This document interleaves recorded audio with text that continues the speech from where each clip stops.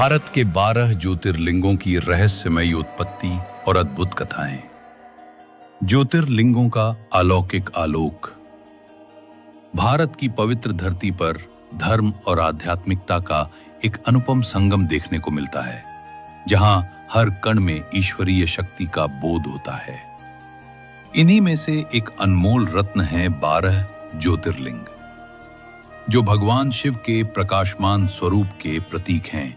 ये ज्योतिर्लिंग न केवल धार्मिक स्थल हैं, बल्कि भारतीय संस्कृति, इतिहास और दर्शन शास्त्र का जीवंत दस्तावेज भी हैं। प्राचीन ग्रंथों शिव पुराण, स्कंद पुराण और लिंग पुराण में इनकी उत्पत्ति और कथाओं का उल्लेख मिलता है, जो श्रद्धालुओं के लिए आस्था का आधार और शोधकर्ताओं के लिए रहस्य का विषय बने हुए हैं। ज्योतिर्लिंग शब्द का अर्थ है प्रकाश का लिंग। ये स्थान जहां भगवान शिव ने स्वयं अपनी ज्योति प्रकाश के रूप में दर्शन दिए, वहां स्थापित किए गए। ये 12 पवित्र स्थल देश के कोने कोने में फैले हैं, गुजरात के तटों से लेकर तमिलनाडु के दक्षिणी छोर तक और उत्तराखंड के हिमालय से लेकर महाराष्ट्र के पठारों तक। प्रत्येक ज्योतिर्लिंग की अपनी अनूठी कथा है, जो मानवता के संघर्ष, भक्ति और मोक्ष की खोज को दर्शाती है। इस वीडियो में हम इन 12 ज्योतिर्लिंगों की उत्पत्ति, उनके पीछे की पौराणिक कथाओं, ऐतिहासिक संदर्भों और आधुनिक संदर्भ में उनकी प्रासंगिकता का गहन विश्लेषण करेंगे। सोमनाथ चंद्रदेव का उद्धार और इतिहास की गाथा। सोमनाथ ज्योतिर्लिंग, जो गुजरात के प्रभास पाटन में स्थित है, 12 ज्योतिर्लिंगों में प्रथम माना जाता है। इसकी उत्पत्ति की कथा शिव पुराण में वर्णित है। चंद्रदेव, जो दक्ष प्रजापति के दामाद थे, अपनी पत्नी रोहिणी के प्रति अधिक प्रेम के कारण अन्य 26 नक्षत्रों अपनी अन्य पत्नियों की उपेक्षा करने लगे। क्रुद्ध दक्ष ने चंद्र को क्षय रोग का श्राप दे दिया, जिससे उनका तेज धीरे धीरे कम होने लगा। दुखी चंद्रदेव ने प्रभास क्षेत्र में भगवान शिव की कठोर तपस्या की। उनकी भक्ति से प्रसन्न होकर शिव ने उन्हें अमरत्व का वरदान दिया और सोमनाथ ज्योतिर्लिंग के रूप में प्रकट हुए। इस स्थान का नाम सोम यानी चंद्र और स्वामी यानी नाथ से पड़ा, जो चंद्रदेव की मुक्ति का प्रतीक है। सोमनाथ का मंदिर इतिहास में कई आक्रमणों का गवाह रहा है। 2026 में महमूद गजनवी ने इसे लूटा, जिसके बाद इसे कई बार पुनर्निर्मित किया गया। 1296 में अलाउद्दीन खिलजी, 1394 में मुबारक शाह और 1500 के दशक में फिर से हमले हुए, लेकिन हर बार स्थानीय राजाओं और श्रद्धालुओं ने इसे फिर से खड़ा किया। 1951 में भारत के प्रथम राष्ट्रपति डॉक्टर राजेंद्र प्रसाद ने इसका पुनरुद्धार किया और आज ये चंद्रभागा नदी के तट पर खड़ा एक भव्य मंदिर है। मंदिर की वास्तुकला में जटिल नक्काशियां और संगमरमर का प्रयोग देखने को मिलता है।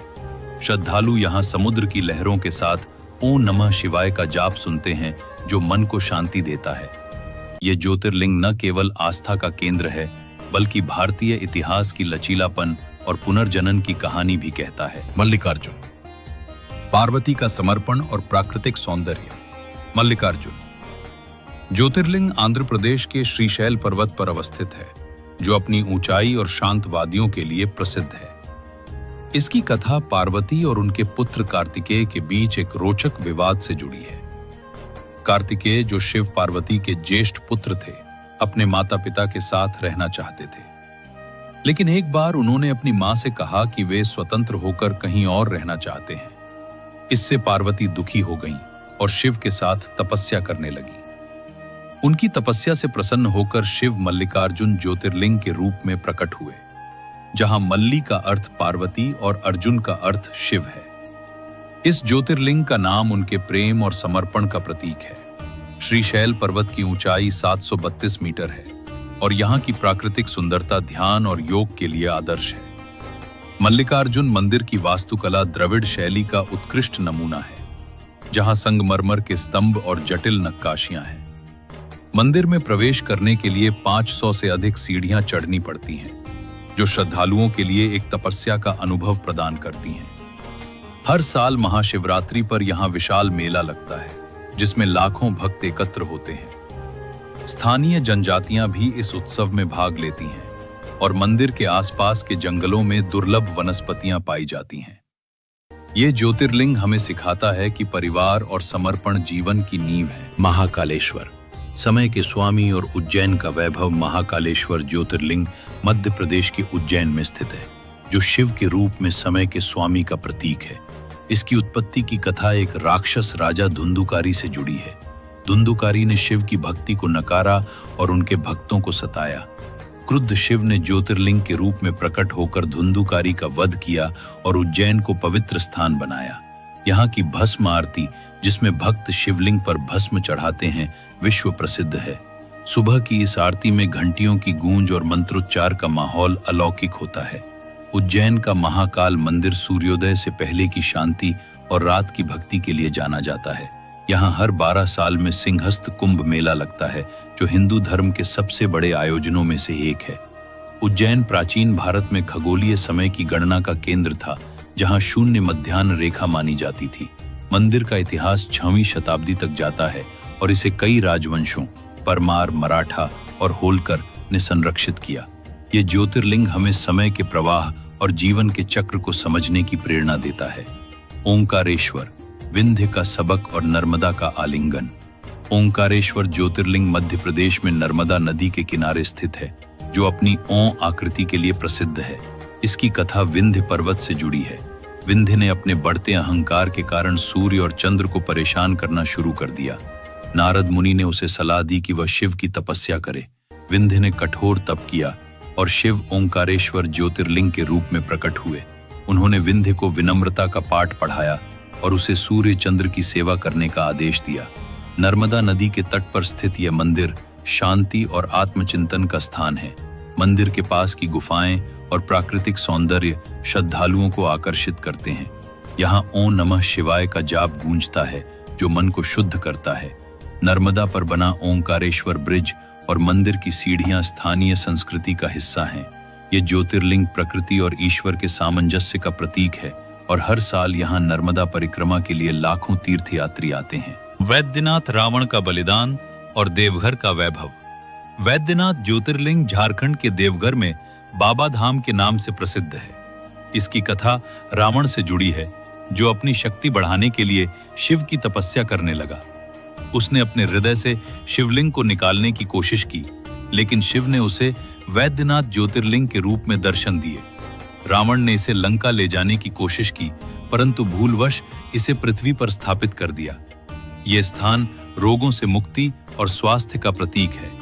देवघर में हर साल श्रावण मास में कांवड़ यात्रा होती है, जिसमें लाखों भक्त जल लेकर वैद्यनाथ आते हैं। मंदिर की सीढ़ियां और घंटियों की आवाज इस स्थान को अलौकिक बनाती है। स्थानीय जनजातियों की भागीदारी और मंदिर के आसपास के जंगल इसकी सांस्कृतिक विविधता को बढ़ाते हैं। वैद्यनाथ की कथा हमें सिखाती है कि शक्ति और भक्ति का संतुलन जरूरी है। भीमाशंकर, राक्षस का अंत और सह्याद्री की शांति। भीमाशंकर ज्योतिर्लिंग महाराष्ट्र के सह्याद्री पर्वत पर स्थित है। इसकी कथा राक्षस भीम से जुड़ी है, जिसने अपने पिता कर्कटकीय के वध का बदला लेने के लिए शिव का अपमान किया। क्रुद्ध शिव ने भीमाशंकर ज्योतिर्लिंग के रूप में प्रकट होकर उसे पराजित किया। यह स्थान शिव की रक्षा शक्ति का प्रतीक है। भीमाशंकर की घाटियां और जंगल प्राकृतिक सौंदर्य से भरपूर हैं। यहाँ की शांति और शिव की उपस्थिति भक्तों को ध्यान के लिए प्रेरित करती है। मंदिर के पास बहने वाली चंद्रा नदी और स्थानीय वन्यजीव इसकी प्राकृतिक सुंदरता को बढ़ाते हैं। ये ज्योतिर्लिंग हमें सिखाता है कि अहंकार का अंत अवश्यंभावी है। रामेश्वरम, राम की भक्ति और समुद्र का आलिंगन। रामेश्वरम ज्योतिर्लिंग तमिलनाडु के रामनाथपुरम जिले में स्थित है, जो हिंदू धर्म के महाकाव्य रामायण से गहराई से जुड़ा है। इसकी उत्पत्ति की कथा भगवान राम और रावण के युद्ध के बाद की है। रावण का वध करने के पश्चात राम को लगा कि ब्राह्मण हत्या के पाप से मुक्ति के लिए उन्हें शिव की आराधना करनी चाहिए।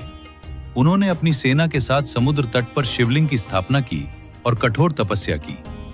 इस दौरान उन्होंने हनुमान को काशी से शिवलिंग लाने का आदेश दिया, किंतु समयाभाव में सीता ने रेत से एक शिवलिंग बनाया, जिसे राम ने स्थापित किया। प्रसन्न होकर भगवान शिव रामेश्वरम ज्योतिर्लिंग के रूप में प्रकट हुए और राम को पाप से मुक्ति का आशीर्वाद दिया। रामेश्वरम का मंदिर द्रविड़ शैली की वास्तुकला का अद्भुत नमूना है, जिसमें लाज 200 फीट लंबे गलियारे और 22 कुओं की व्यवस्था है। प्रत्येक कुआं अलग अलग स्वाद के पानी के लिए प्रसिद्ध है, जो स्थानीय किंवदंतियों में चमत्कार माना जाता है। मंदिर का निर्माण 12वीं शताब्दी में शुरू हुआ और इसे बाद में विभिन्न राजवंशों पांड्य, चोल और सेठुपति ने संवारा। हर साल सैकड़ों श्रद्धालु यहां आकर गंगाजल और कोकोनट पानी से शिवलिंग का अभिषेक करते हैं। यह स्थान भक्ति और क्षमा का प्रतीक है, जहां राम ने अपने भाई लक्ष्मण और वानर सेना के साथ तपस्या की थी। समुद्र के किनारे स्थित यह मंदिर पर्यटकों और तीर्थयात्रियों के लिए एक अनूठा अनुभव प्रदान करता है। ये ज्योतिर्लिंग हमें सिखाता है कि सच्ची जीत आत्मशुद्धि और समर्पण से मिलती है। नागेश्वरा, भक्तों की रक्षा और नाग देवता की कृपा। नागेश्वर ज्योतिर्लिंग गुजरात में द्वारका के निकट स्थित है, जो भगवान शिव के रक्षक स्वरूप को दर्शाता है। इसकी कथा राक्षस दारुक से जुड़ी है। दारुक ने एक बार शिव भक्तों को सताया और एक भक्तिन सुप्रिया को बंदी बना लिया। सुप्रिया ने बंधन में रहते हुए भी शिव का जाप शुरू किया, जिससे क्रुद्ध शिव नागेश्वर ज्योतिर्लिंग के रूप में प्रकट हुए और दारुक का वध कर दिया। इस घटना के बाद यह स्थान भक्तों की रक्षा का प्रतीक बन गया। मंदिर में नाग देवता की पूजा भी की जाती है, जो सर्पों के प्रति श्रद्धा को दर्शाता है। नागेश्वर मंदिर की संरचना में एक विशाल शिवलिंग और नाग की मूर्तियां हैं, जो आस्था और प्रकृति के सामंजस्य को प्रदर्शित करती हैं। यहाँ हर साल नाग पंचमी पर विशेष पूजा होती है, जहाँ श्रद्धालु सर्पों को दूध अर्पित करते हैं। मंदिर का निर्माण 15वीं शताब्दी में शुरू हुआ और इसे बाद में गायकवाड़ राजवंश ने संरक्षित किया। स्थानीय लोग बताते हैं कि यहाँ सर्पों का डर नहीं होता, क्योंकि शिव की कृपा यहाँ सर्वव्यापी है। यह ज्योतिर्लिंग हमें सिखाता है कि भक्ति ही सबसे बड़ी शक्ति है, जो हर संकट से रक्षा करती है। केदारनाथ, पांडवों की तपस्या और हिमालय का रहस्य। केदारनाथ ज्योतिर्लिंग उत्तराखंड के हिमालय में 3583 मीटर की ऊंचाई पर स्थित है, जो अपनी कठिन यात्रा और अलौकिक सौंदर्य के लिए प्रसिद्ध है। इसकी कथा महाभारत से जुड़ी है। युद्ध के बाद पांडवों ने अपने पापों, सगे संबंधियों के वध से मुक्ति के लिए भगवान शिव की खोज की। शिव ने उन्हें परीक्षा में डालकर केदारनाथ में ज्योतिर्लिंग के रूप में दर्शन दिए। माना जाता है कि शिव ने गाय का रूप धारण कर पांडवों को आशीर्वाद दिया और उनकी कठोर तपस्या से ये स्थान पवित्र हुआ। इस घटना के बाद से यहाँ गाय को पवित्र माना जाता है और मंदिर के पास गायों की मौजूदगी आम है। केदारनाथ की यात्रा अपने आप में एक तीर्थ है। बर्फ से ढके पहाड़, मंदाकिनी नदी का प्रवाह और मंदिर की प्राचीन संरचना श्रद्धालुओं को मंत्रमुग्ध करती है। मंदिर का निर्माण 8वीं शताब्दी में आदि शंकराचार्य ने करवाया था और इसे बाद में गढ़वाल राजाओं ने संरक्षित किया। 2013 की भीषण आपदा में मंदिर सुरक्षित रहा, जो इसकी अलौकिक शक्ति का प्रमाण माना जाता है। हर साल अप्रैल से नवंबर तक यहाँ तीर्थ यात्रा होती है और बर्फबारी के मौसम में मंदिर को बंद कर ऊखी मठ में शिवलिंग को ले जाया जाता है। ये ज्योतिर्लिंग हमें कठिनाइयों में भी आस्था बनाए रखने का संदेश देता है। भोजेश्वर, राजा भोज की भक्ति और अधूरा सपना। भोजेश्वर ज्योतिर्लिंग मध्य प्रदेश के विदिशा के निकट स्थित है, जो राजा भोज के नाम से प्रसिद्ध है। इसकी कथा राजा भोज की भक्ति से जुड़ी है, जिन्होंने अपने राज्य की समृद्धि और जन कल्याण के लिए शिव की तपस्या की। प्रसन्न होकर शिव भोजेश्वर ज्योतिर्लिंग के रूप में प्रकट हुए और उन्हें आशीर्वाद दिया। मंदिर का निर्माण 11वीं शताब्दी में राजा भोज ने शुरू करवाया था, लेकिन उनकी मृत्यु के बाद यह अधूरा रह गया। फिर भी इसका विशाल शिवलिंग और वास्तुकला इसे अनूठा बनाती है। भोजेश्वर मंदिर में 18 फीट ऊंचा एकल पत्थर का शिवलिंग है, जो बिना किसी जोड़ तोड़ के बनाया गया है। मंदिर की दीवारों पर जटिल नक्काशियां और प्राकृतिक सौंदर्य इसे आकर्षक बनाते हैं। स्थानीय लोग बताते हैं कि भोज ने इसे अपने राज्य की समृद्धि के लिए बनवाया था, लेकिन उनके देहांत के बाद ये परियोजना रुक गई। ये ज्योतिर्लिंग हमें सिखाता है कि भक्ति अधूरी रहकर भी पूर्ण। त्र्यंबकेश्वर, गौतम का त्याग और गोदावरी का उद्गम। अत्र्यंबकेश्वर ज्योतिर्लिंग महाराष्ट्र में नासिक के पास स्थित है, जो गोदावरी नदी की उत्पत्ति का स्रोत है। इसकी कथा ऋषि गौतम से जुड़ी है। एक बार सूखे से पीड़ित लोगों की मदद के लिए गौतम ने शिव की कठोर तपस्या की। उनकी तपस्या से प्रसन्न होकर शिव त्र्यंबकेश्वर ज्योतिर्लिंग के रूप में प्रकट हुए और गोदावरी नदी को धरती पर लाए। ये स्थान 3 लिंगों ब्रह्मा, विष्णु और महेश के प्रतीक के रूप में जाना जाता है, जो त्रिदेवों के सामंजस्य को दर्शाता है। त्र्यंबकेश्वर मंदिर की वास्तुकला और नदी का प्रवाह इसे पवित्र बनाता है।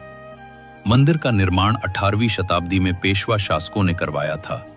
यहाँ हर 12 साल में कुंभ मेला लगता है, जो हिंदू धर्म के सबसे बड़े आयोजनों में से एक है। गोदावरी के किनारे तीर्थयात्रियों की भीड़ और मंदिर की घंटियां इस स्थान को अलौकिक बनाती हैं। ये ज्योतिर्लिंग हमें सिखाता है कि त्याग से ही जीवन में समृद्धि और शांति आती है। घुश्मेश्वर, घुश्मा का बलिदान और क्षमा की शक्ति। घुश्मेश्वर ज्योतिर्लिंग महाराष्ट्र में एलोरा के पास स्थित है। इसकी कथा रानी घुश्मा से जुड़ी है। घुश्मा ने अपने पति के लिए हर दिन शिवलिंग बनाया और उसे जल में विसर्जित किया। उनकी सौतन ने उनके पुत्र की हत्या कर दी, लेकिन घुश्मा ने क्रोध न करके भक्ति जारी रखी। उनकी अटूट श्रद्धा से प्रसन्न होकर शिव घुश्मेश्वर ज्योतिर्लिंग के रूप में प्रकट हुए और उसे पुत्र को पुनर्जीवित करने का वरदान दिया। घुश्मेश्वर मंदिर की सादगी और घाटियों का सौंदर्य इसे अनूठा बनाता है। मंदिर का निर्माण 6वीं शताब्दी में शुरू हुआ और इसे बाद में राष्ट्रकूट राजवंश ने संवारा। स्थानीय लोग बताते हैं कि यहाँ की शांति मन को शुद्ध करती है। ये ज्योतिर्लिंग हमें सिखाता है कि सच्ची भक्ति में क्षमा और धैर्य ही सबसे बड़ी ताकत है। निष्कर्ष, ज्योतिर्लिंगों का आध्यात्मिक संदेश। ये 12 ज्योतिर्लिंग न केवल धार्मिक स्थल हैं, बल्कि वे भारतीय संस्कृति और इतिहास के जीवंत दस्तावेज हैं। इनकी कथाएं हमें जीवन के विभिन्न पहलुओं, भक्ति, बलिदान और विजय की शिक्षा देती हैं। हर साल लाखों श्रद्धालु इन स्थानों पर आते हैं और इनकी पवित्रता आज भी अनछुई है। ये ज्योतिर्लिंग हमें सिखाते हैं कि सच्ची शक्ति, आस्था, समर्पण